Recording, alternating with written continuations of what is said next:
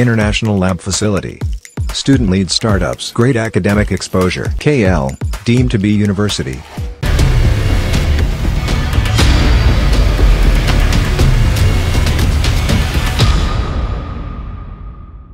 ఆంధ్రప్రదేశ్లో ఎన్నికలు నువ్వా నేనా అన్నట్టు జరుగుతున్నాయి. అవును, ముఖ్యంగా నియోజకవర్గాల్లో అభ్యర్థిని ప్రకటించేసిన తర్వాత ప్రచారం హోరెత్తిపోతుందనే చెప్పుకోవాలి. దాంతోపాటు ఎవరికి వాళ్ళు ప్రత్యేక కార్యక్రమాలతో రంగంలోకి దిగారు, ప్రచార కార్యక్రమాలతో హోరెత్తించేస్తున్నారు. ఈ నేపథ్యంలో ఆయా నియోజకవర్గాల్లో పరిస్థితి ఏ విధంగా ఉంది, ఏ పార్టీ ఎవరిని బరిలోకి దించింది, అక్కడ వాళ్ళకి కలిసి వచ్చే అంశాలేంటి, డిసైడింగ్ ఫ్యాక్టర్స్ ఏంటి, ఇవన్నీ కూడా మాట్లాడుకునే ప్రయత్నం చేద్దాం. ఈరోజు మనం మాట్లాడుకోబోతున్నాం ఆంధ్రప్రదేశ్కి సంబంధించి మరో ఇంట్రెస్టింగ్ నియోజకవర్గం గుంటూరు జిల్లాకు సంబంధించి. అవును, ఉమ్మడి గుంటూరు జిల్లాకు సంబంధించి సత్తెనపల్లి నియోజకవర్గం. ఇక్కడ ఎవరు బరిలోకి దిగుతున్నారు, ఏ పార్టీ ఎవరిని బరిలోకి దించుతోంది చూసే ప్రయత్నం చేద్దాం. వాళ్ళ ప్రొఫైల్స్ కూడా చూసే ప్రయత్నం చేద్దాం. ముందుగా ఏ పార్టీ ఎవరిని బరిలోకి దించిందో చూద్దాం. ఇక్కడ వైసీపీ బరిలోకి దించుతోంది అంబటి రాంబాబుని, అలాగే తెలుగుదేశం పార్టీ బరిలోకి దించుతోంది కన్నా లక్ష్మీనారాయణని. వీళ్ళకి సంబంధించిన ప్రొఫైల్స్ చూద్దాం. హిరిటివ్స్ వైసీపీ నుంచి బరిలోకి దిగుతున్నారు అంబటి రాంబాబు. ప్రొఫైల్ చూస్తే కనుక కాపు సామాజిక వర్గానికి చెందిన నేత, లా చదువుకున్నారు. 1989లో కాంగ్రెస్ నుంచి రేపల్లె ఎమ్మెల్యేగా పోటీ చేశారు, గెలిచారు. దాంతోపాటు 1994, 99లో ఎమ్మెల్యేగా పోటీ చేశారు, ఓడిపోయారు. వైఎస్ఆర్ మరణం తర్వాత వైసీపీలో చేరారు అంబటి రాంబాబు. 2014లో సత్తెనపల్లిలో పోటీ చేసి ఓటమిని చవిచూశారు. అదే 2019లో మళ్ళీ పోటీ చేశారు, గెలిచారు. ప్రస్తుతం మంత్రిగా ఉన్నారు అంబటి రాంబాబు. ఇది ఆయనకి సంబంధించిన ప్రొఫైల్. ఇక తెలుగుదేశం పార్టీ నుంచి బరిలోకి దిగుతున్నారు కన్నా లక్ష్మీనారాయణ. ప్రొఫైల్ చూద్దాం.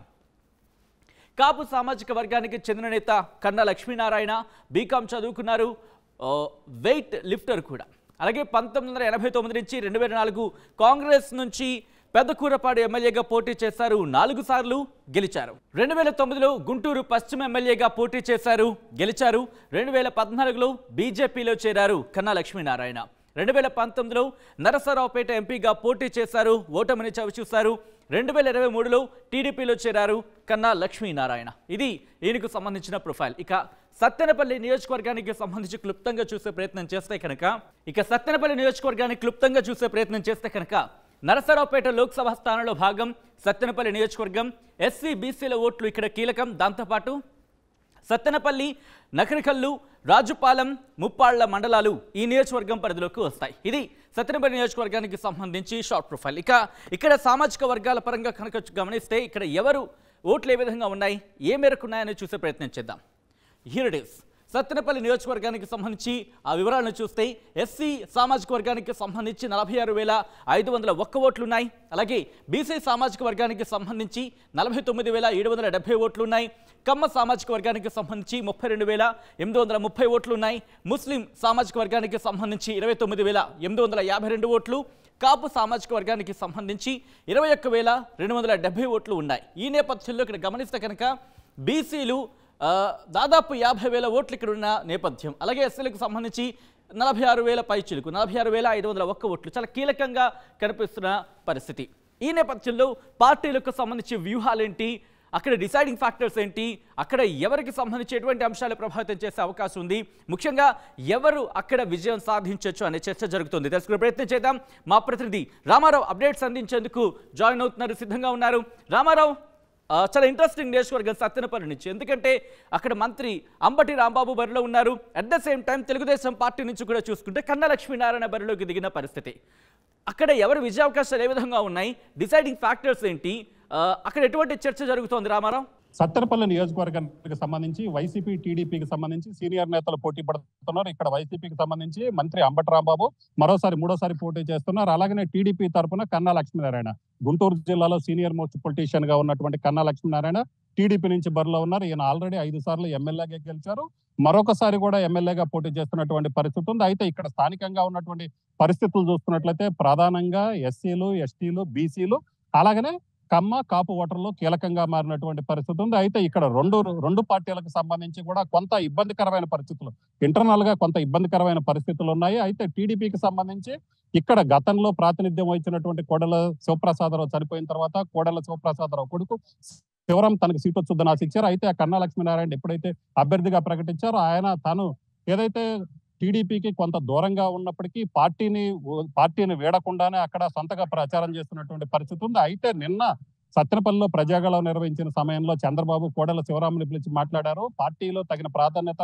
కల్పిస్తానని చెప్పిన నేపథ్యంలో ఆయన కూడా పూర్తిగా తన అసమ్మతిని వదిలేసి పూర్తిగా పార్టీ అభ్యర్థి ఎవరైతే కన్నా లక్ష్మీనారాయణ కూడా ఆయన్ని గెలిపించేందుకు కృషి చేస్తానని కూడా చెప్పడం జరిగింది. అయితే ఇక్కడ కొంత సెటరేట్ అయినప్పటికీ వైసీపీలో అయితే మాత్రం కొంత ఇబ్బందికరమైన పరిస్థితి ఉంది. ఎందుకంటే అంబటి రాంబాబు ఇప్పటికే 2 సార్లు పోటీ చేశారు. 2014లో ఓడిపోయారు, 2019లో గెలిచారు. అయితే మళ్ళీ ఇప్పుడు 3వ సారి పోటీ చేస్తున్న ఆయనకు ప్రధానంగా చూసుకున్నట్లయితే రెడ్డి సామాజిక వర్గానికి సంబంధించి పూర్తి స్థాయిలో వ్యతిరేకత వ్యక్తం అవుతున్నటువంటి పరిస్థితి ఉంది. ఇప్పటికే కొంతమంది వైసీపీకి సంబంధించినటువంటి రెడ్డి సామాజిక వర్గం నేతలు కూడా పార్టీకి రిజైన్ చేసినటువంటి పరిస్థితి ఉంది.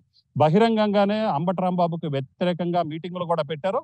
అలాగనే సీఎం జగన్ కూడా కలిసి అంబటి రాంబాబుకి సీట్ ఇచ్చినట్లయితే తాము పార్టీకి పనిచేయమని కూడా చెప్పినటువంటి పరిస్థితి ఉంది. అంబటి రాంబాబుకి కాకుండా వేరే వ్యక్తికి ఎవరికి ఇచ్చినా కూడా తాము పార్టీ గెలుపు కృషి చేస్తామని చెప్పినటువంటి పరిస్థితి ఉంది. అయితే అక్కడ పొలిటికల్ ఈక్వేషన్ కావచ్చు, క్యాస్ట్ ఈక్వేషన్ నేపథ్యంలో మళ్ళీ అంబటి రాంబాబుని అభ్యర్థిగా నియమించారు. అలాగనే అక్కడ అంబటి రాంబాబుని ఖచ్చితంగా గెలిపించాల్సిందేనని అసమ్మతి నేతలకు కూడా చెప్పినటువంటి పరిస్థితి ఉంది. అయినప్పటికీ కూడా అసమ్మతి నేతలు ఇప్పటికైతే మాత్రం కొంతమంది లైన్లోకి వచ్చినప్పటికీ మరికొంతమంది అయితే లైన్లోకి ఇప్పటికీ కూడా ఆ పార్టీ అంబటి రాంబాబుకి మద్దతుగా నిలబడి ఆయన గెలుపుకు కృషి చేస్తామని కొంతమంది నేతలు అయితే చెప్పట్లేదు. అయితే వాళ్ళందరిలో కొంతమంది ఏదైతే అంబటి రాంబాబుకు వ్యతిరేకంగా ఉన్న వారిలో కొంతమంది టీడీపీలో చేరేందుకు సిద్ధంగా ఉన్నటువంటి పరిస్థితి ఉంది. అయితే ఇప్పటి వరకు అయితే మాత్రం ఇద్దరు నేతల మధ్య కూడా పూర్తిగా మాటల యుద్ధం భారీ స్థాయిలో కొనసాగుతుంది. ఎప్పుడైతే కన్నా లక్ష్మీనారాయణని టీడీపీ అభ్యర్థిగా ప్రకటించారో ఇద్దరు కూడా ఒకరిపై ఒకరు మాటలు పేలినటువంటి పరిస్థితి ఉంది. అలాగనే ఇద్దరి మధ్య భారీ స్థాయిలో మాటల యుద్ధం కూడా జరుగుతుంది. అలాగనే ఎన్నికల షెడ్యూల్ ప్రకటించిన తర్వాత ఇద్దరు నేతలు కూడా ఒకరిపై ఒకరు ఆరోపణలు చేసుకుంటున్నారు. అలాగనే ఇక్కడ ప్రచారాలకు సంబంధించి కూడా పోటాపోటీగా చేస్తున్నారు. అలాగనే వైసీపీకి సంబంధించినటువంటి ఓటర్ల ప్రలోభాలు పెట్టడానికి తీసుకొచ్చినటువంటి చీరలు ఏదైతే ఉన్నాయో భారీ స్థాయిలో అక్కడ చీరలు కూడా పట్టుకోవడం జరిగింది. సో ఇంటర్నల్ గా బయటికి ఏ విధమైనటువంటి ఆరోపణలు చేసుకుంటున్నారో అలాగనే ఎలక్షన్ ప్రక్రియకి సంబంధించి కూడా ఎవరు లూపోల్స్ వాళ్ళు బయట పెట్టేందుకు కూడా కృషి చేస్తున్నటువంటి పరిస్థితి ఉంది. సో ఇప్పుడు ఇక్కడ ఉన్నటువంటి సిచ్యువేషన్స్ వస్తున్నట్లయితే ఇద్దరి మధ్య నువ్వు అనేనా అన్న పోటీ అయితే మాత్రం గట్టిగా ఉన్న పరిస్థితి ఉన్న నేపథ్యంలో ఇక్కడ ఎవరు గెలుస్తారనేది అయితే మాత్రం ఆసక్తికరంగా మారిందని చెప్పుకోవచ్చు. Right Ramarao, thanks for the updates. మొత్తంగా అయితే మాత్రం సత్తెనపల్లి నియోజకవర్గంలో ఏం జరగబోతోంది, ఎవరు సత్తా చాటబోతున్నారనే అంశానికి సంబంధించి మాత్రం ఒక ఇంట్రెస్టింగ్ డిస్కషన్ జరుగుతోంది. సో చూద్దాం మరి ఏం జరగబోతుంది, అక్కడ ప్రజలు ఎవరిని తమ ఎమ్మెల్యేగా అసెంబ్లీకి పంపించబోతున్నారనేది జూన్ 4న ఫలితాల రోజు తెలిపోనుంది.